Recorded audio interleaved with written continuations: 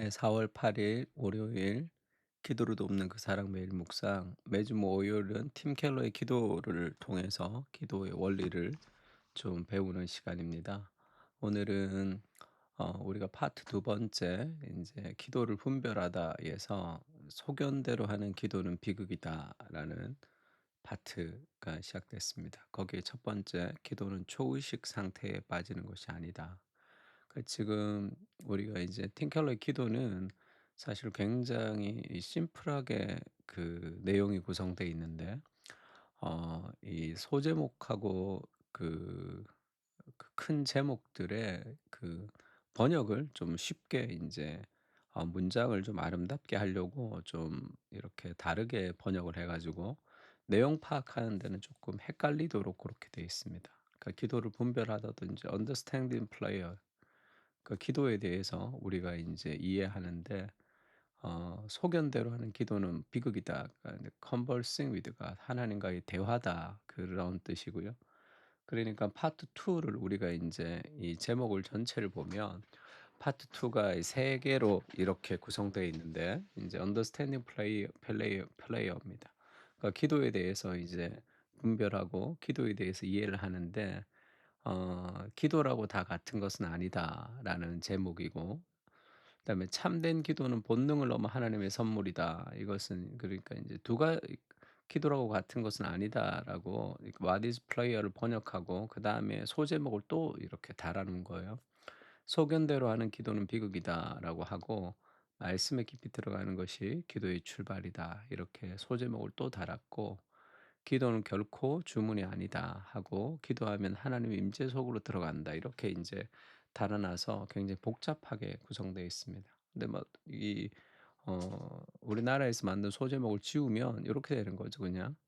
이제 기도를 분별하는 파트에서 세 가지를 얘기합니다. 그러니까 이때까지 기도란 무엇이냐, What is prayer 그걸 배운 거예요. 기도가 뭐냐면 기도는 본능적으로 그냥 막 기도할 수도 있지만 기도는 쌍방향의 대화다, 그 얘기를 했죠. 그리고 하나님이 은혜로 주신 선물로서의 기도는 하나님 말씀을 읽고 그렇게 기도하는 거다. 쌍방향으로 기도하는 것이다. 이렇게 얘기하고, 그러니깐 그것이 기도라는 얘기를 했으니까 그 기도를 이제 두 가지로 얘기해 주는 겁니다. 그러니까 오늘부터 배울 이 소견대로 하는 기도는 비극이다는 conversing with God, 기도라는 하나님과 대화하는 것이다, 쌍방향으로. 그 대화가 깊어지면서 하나님을 인격적으로 경험하는 encountering God, 그렇게 그 기도를 더 배우게 된다, 그 얘기입니다. 기도는 쌍방향 대화인데 쌍방향 대화는 하나님 말씀으로 우리에게 이 은혜를 주시고 우리가 그 말씀을 따라 기도하면서 하나님과의 인격적인 대화가 이루어지고요. 그렇게 하다 보면 하나님을 깊이 경험하는 encountering, 그 하나님을 깊이 만나는 기도로 발전하게 된다, 그 얘기를 하고 있습니다. 근데 좀 예쁘게 인제 그 제목을 번역하려고 그렇게 번역을 해서 그 내용 파악이 이렇게 하나로 딱 안 되는 그런 좀 안타까움이 있는데, 틴켈러 책들이 다 그렇습니다. 그래서 틴켈러 책을 볼 때는 이 아마존 같은 데 가서 그 책을 원서를 구입하지 않더라도 그 이 목차만 봐도 좀 더 잘 이해할 수가 있습니다. 그래서 지금 우리가 기도를 분별하다에서 이제 하나님과의 대화다, 그거를 인제 처음 배우는 거예요. 이제 하나님과의 대화인데 기도는 초의식 상태에 빠지는 것이 아니다, 이렇게 되어 있는데 meeting a personal god입니다. 인격적인 하나님을 만나는 것이다, 기도라는 것은. 인제 그런 표현입니다. 그러니까 초의식 상태에 빠지는 것이 아니다 보다 인격적인 하나님을 만나는 것이다, 이게 훨씬 더 내용 파악하는 데 좋습니다. 그러니까 기도는 본능이자 영적인 선물이라는 사실을 살펴보았다. 그전에 살펴본 거죠. 그러니까 본능적인 기도라는 것은 모든 사람이 다 기도하죠, 힘들면. 그 "참호 속에는 뭐 무신론자가 없다." 그런 말처럼 그거는 병 속에 쪽지를 집어넣어 가지고 어떤 신이 됐든 받아보라는 심산으로 물에 띄워 보내는 꼴이죠. 그냥 그런 기도는, 본능의 기도는. 반면에 선물로서의 기도가 있죠. 성령님의 선물로서의 기도는 하나님으로부터 비롯됩니다. 기도는 나로부터 시작되는 게 아니에요. 나의 필요와 욕구로부터 시작되는 게 아니라 하나님으로부터 시작됩니다. 그러니까 말씀을 읽어야 돼요, 먼저. 그 대화로 끊이지 않고 이어지고 대화가 진전되고 무르익으면 기도는 하나님과의 만남으로 발전한다. 이 conversing with God 그게 encountering God으로 발전한다는 거예요, 지금. 그때 일상 속에 하나님 나라가 이루어지는 셈이죠. 그 기도는 하나님께 드리는 우리의 대답입니다. 먼저 하나님이 우리에게 말씀하시죠. 그래서 말씀 읽고 기도하는 게 좋습니다. 지금부터 하나님이 어떻게 말을 걸어오시는지, 그리고 주께 대답하는 법을 어떻게 배울 수 있는지를 앞으로 이제 계속 살펴보겠다. 이렇게 얘기합니다. 기도는 하나님이 말을 걸어오시고 내가 대답하는 겁니다.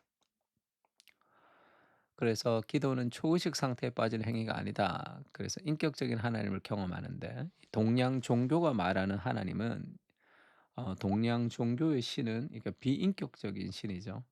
그러면 사랑이라는 것은 환상에 지나지 않습니다. 그러니까 사랑이라는 원래 둘 이상의 주체들에게 일어나는 관계성이 있어야 되죠. 그리고 이제 유일신을 믿는 다른 종교 유대교나 이슬람 같이 하나님이 홀로 있는 존재라면 이 사랑을 모른다는 거예요. 그래서 사람을 통해서만 사랑을 배우기 때문에 그것도 신의 속성으로서는 정당하지 않습니다. 그렇다면 하나님은 사랑이 아니라 어떤 힘에 가깝게 되겠죠. 혼자 있는 신이라면. 그러니까 하나님은 어떤 에너지가 아니에요. 어떤 능력이 아닙니다. 어떤 힘이 아니라 인격이죠.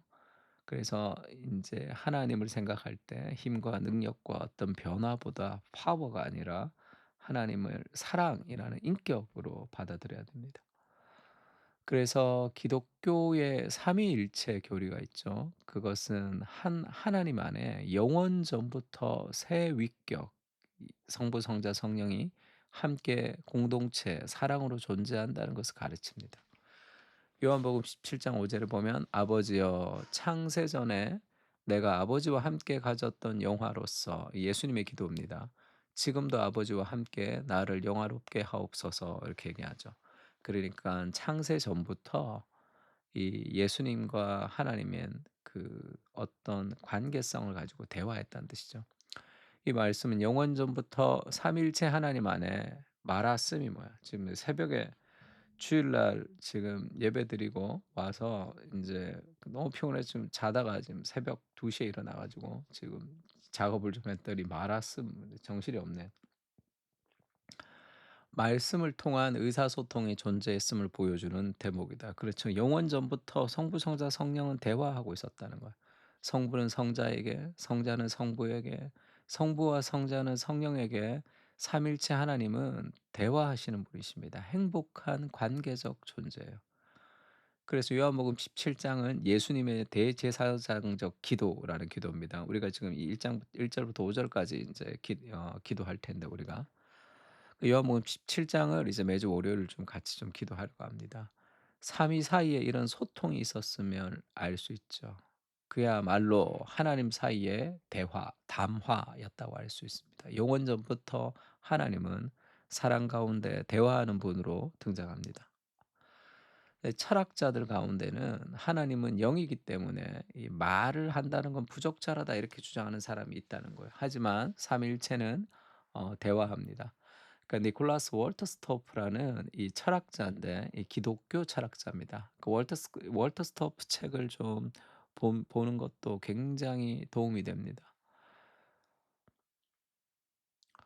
그래서 이런 철학자들은 이제 다른 입장을 보이는데 기독교 철학자죠. 하나님 말씀하실 수도 없고 그런 사례도 없다는 철학자들의 생각을 인정하지 않고 철학적으로 직면해요.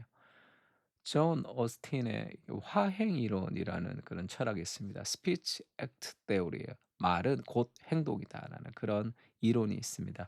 그러니까 그걸 가지고 하나님 말씀하신다는 것을 철학적으로 증명했습니다.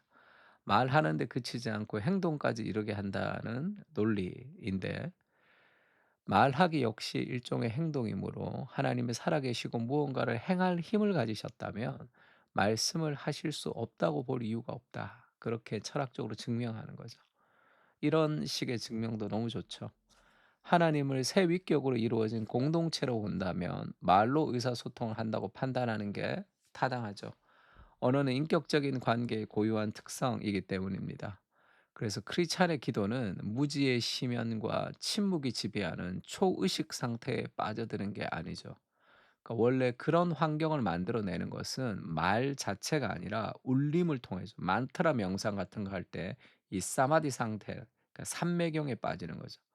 무념무상이나 어떤 이 황홀경에 빠지는 상태 할 때는 같은 단어를 반복하잖아요. 뭐 불교 같은 데 보면 오마니 밤메홈 뭐 이런 거 뭐 오마니 밤메홈 막 이렇게 막 그걸 반복하죠. 그 울림을 통해서 특정한 대상을 주목하거나 어떤 행동을 계속 반복합니다. 무당 굿하듯이. 그것은 분석적인 사고를 잠재우죠. 생각을 잠재웁니다. 아를 지각하지 못하는 이 자아할 때 그 아예요. 그 자기를 지각하지 못하는 직관적 인식을 끌어내려고 하는 거죠. 그러니까 어떤 이 엑스터시를 경험하기 위해 그러니까 이성을 마비시키는 과정을 얘기합니다. 그러니까 그런 기도가 아니라는 거예요. 크리스찬의 기도는 반드시 더 생각하며 깊어 생각을 깊게 하는 겁니다. 깊게. 크리스찬의 기도는 대화를 나누며 친구가 되어 주시는 인격적인 하나님과 더불어 교제하는 쪽이죠. 성경이 제시하는 기도 패턴에는 일심으로 주의 이름을 경외하게 하소서. 주 나의 하나님이여 내가 진심으로 주를 찬송하고라는 고백과 함께 온몸과 마음으로 하나님께 반응하기까지 성경 말씀을 깊이 묵상하는 과정이 어김없이 따라다닌다. 이게 이제 이 conversing with God의 어떤 이제 서론과 같은 이제 역할을 하는 거죠. 이게 앞으로 이제 매주 어떻게 말씀으로 묵상하며 인격적으로 나아가는지를 이제 배워보겠다. 그 얘기를 하는 겁니다. 자, 요한복음 17장 1 절에서 5 절까지인데 삼일체 하나님이 영원 전부터 누리셨던 그 대화, 그 기도를 이제 삼일체 영화를 우리와 함께 하겠다라는 그런 기도인데 앞으로 좀 5절씩 그렇게 나눠서 매주 월요일마다 팀 켈러의 기도를 배우고 이 기도를 같이 좀 묵상하면서 그렇게 좀 기도하려고 합니다. 그러니까 말씀으로 우리에게 그 대 얘기하시고 그 말씀을 응답하는 형식으로서의 기도를 연습하는 것이 제일 좋습니다. 그냥 막 기도하는 거 아니라. 오늘 이 요한복음 17 장을 또 읽으면서 우리에게 말씀하시는 인격적인 하나님을 좀 경험했으면 좋겠습니다. 다 같이 기도하겠습니다.